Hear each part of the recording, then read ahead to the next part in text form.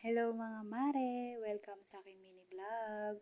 For today's video ay day 3 na ng aking low carb diet routine. So mga mare, hindi ko nga akalaing umabot ako ng day 3 ulit. Tuwan-tuwa na ako dyan. Dahil sa 3 araw na naglo-low carb tayo. So ayan guys, sa umaga, nagtimpla lang ako ng black coffee.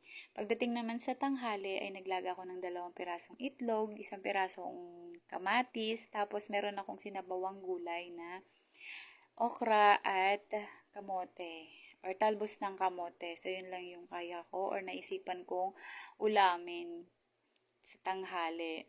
So ayan guys, medyo madami-dami yung luto ko dyan na gulay kasi kailangan natin ng maraming food or maraming gulay sa tanghali, lalo na pag nasa work tayo. So, break time ko yan guys ng tanghali. Umuwi pa ako para lang kumain ng low carb food.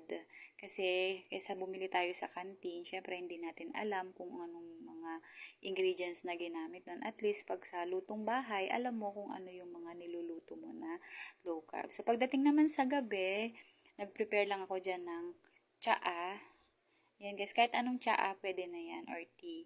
So meron din akong chicharon na kaunting mani at saka piniritong isda. So yan guys lang yung aking dinner since busog pa naman ako sa kinain ko kaninang tanghali. So yan na lang muna yung aking kakainin ngayong gabi. Yan na yung dinner ko. So guys, maraming salamat. Sana hindi kayo magsawang manood sa aking mga video. Yun lamang po. Bye!